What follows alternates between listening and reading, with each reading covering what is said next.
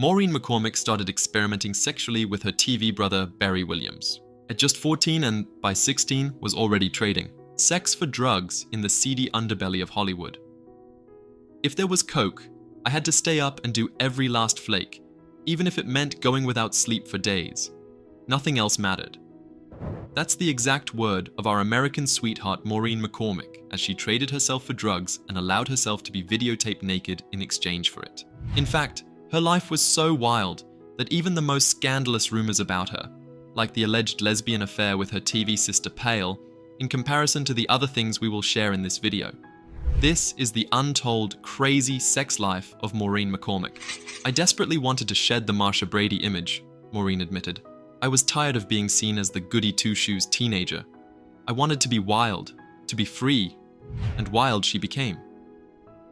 At just 14, while filming the iconic Brady Bunch series, Maureen began a secret affair with her on-screen brother, Barry Williams. It was exciting and forbidden, she revealed.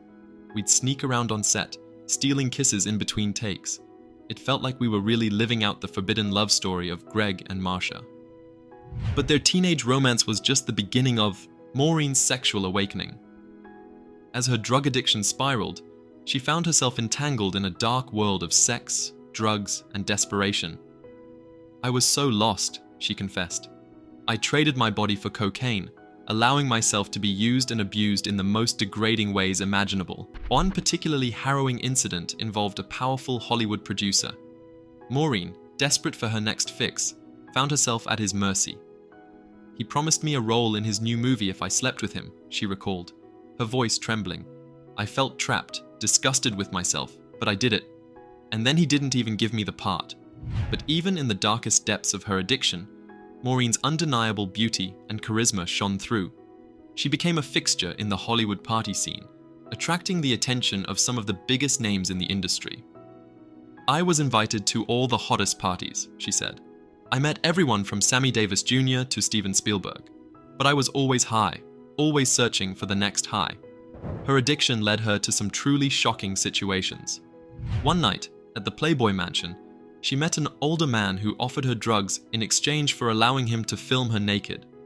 I was so out of it. I didn't even care, she admitted. I was so desperate that I let him put me on tape. Despite the trauma and degradation, Maureen never lost her spark. She continued to land acting roles, though her career was often overshadowed by her personal struggles. I was a walking contradiction, she said. America's sweetheart by day, a drug-addicted party girl by night. And then there were the rumors about her and Eve Plum, the actress who played her younger sister Jan. Whispers of a secret lesbian affair circulated among the cast and crew, fueled by Maureen's own admission of a crush on Plum. Eve was beautiful and mysterious, Maureen confessed. We shared a special bond, and I did have feelings for her. We even kissed once, but it never went further than that. However, her on-screen mom, Florence Henderson, wasn't immune to her charms either. Florence was like a mother figure to me, Maureen explained. But there was also an undeniable attraction. We had a brief fling, but it was more a result of our close proximity and the wild atmosphere of the 70s than genuine love. The truth was, Maureen was drawn to anyone who could offer her escape, excitement, or a connection. She craved love and acceptance, but her insecurities and addictions often led her down destructive paths. I was a lost soul, she admitted. I used sex to fill the void inside me, but it only made things worse. Her relationships with men were often tumultuous and short-lived. She fell for a music producer who introduced her to freebasing cocaine, leading to a week-long drug binge in a hotel room. We were locked away from the world, consumed by our addiction, she recalled. It was a dark and terrifying time. Another boyfriend, a Hollywood dealer, used her fame and vulnerability to his advantage, manipulating her into trading sex for drugs. He knew I was desperate, she said, her voice filled with shame. He took advantage of me in the worst possible way. But even as she spiraled deeper into addiction, Maureen never gave up on her dreams. She continued to act, appearing in various TV shows and movies, though her performances were often overshadowed by her personal struggles. I was trying to hold it together, she explained, but the drugs were taking over my life. Her erratic behavior and unreliable nature made it difficult to maintain relationships, both personal and professional. She missed auditions, showed up to sets high, and alienated those who tried to help her. "I was pushing everyone away," she confessed. "I was afraid of being hurt, afraid of being vulnerable." Despite the chaos, Maureen's talent and charisma continued to shine through. She landed a role in Raiders of the Lost Ark, but her drug use sabotaged her chances. "I went to the audition completely messed up," she admitted. "Steven Spielberg was kind, but he could see I wasn't in any shape to work." This near miss was a wake-up call for Maureen. She knew she needed to get help if she wanted to salvage her career and her life. But the road to recovery would be long and arduous. Maureen's journey to recovery was a roller coaster of setbacks and triumphs. She went through countless interventions, rehab stints, and experimental therapies. "I was desperate to get clean, but the addiction was powerful," she revealed. "I relapsed so many times, I almost lost hope."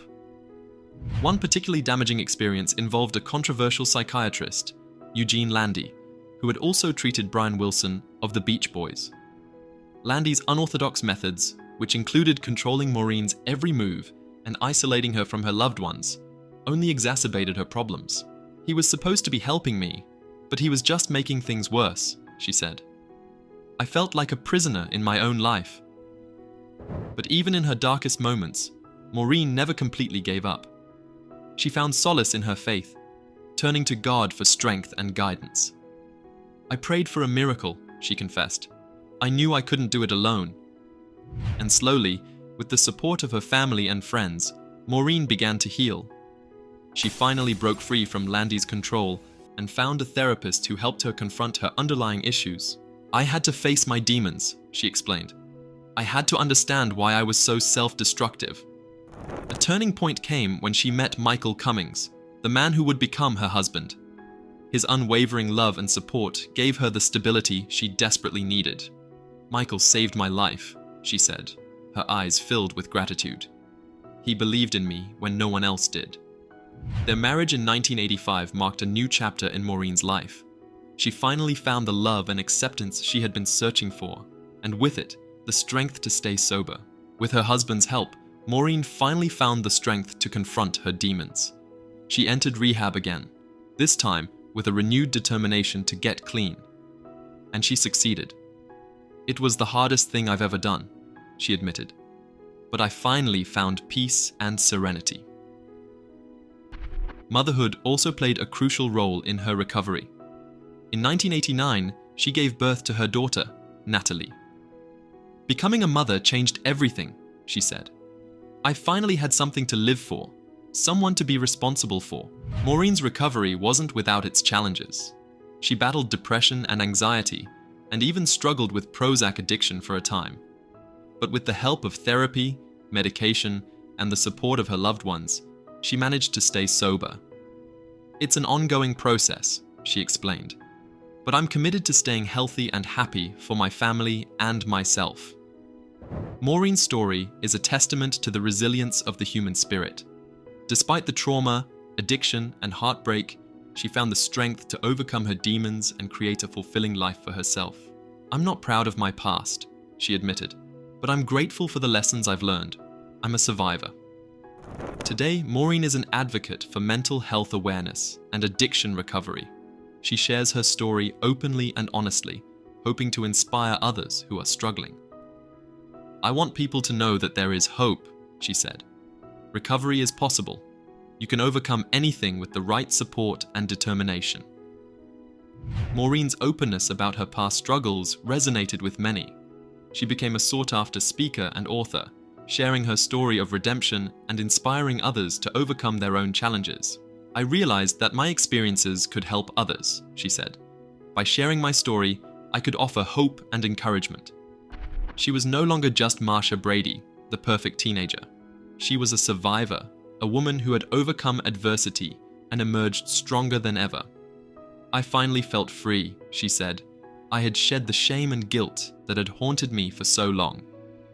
Maureen's story is a testament to the resilience of the human spirit. Despite facing incredible challenges, she never gave up on herself.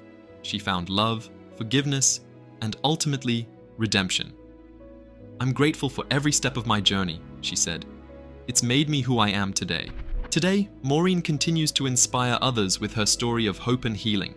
She is a vocal advocate for mental health awareness and addiction recovery, using her platform to raise awareness and break down stigma. Her legacy extends beyond her acting career. She is a role model for those struggling with addiction, mental health issues, or any form of adversity.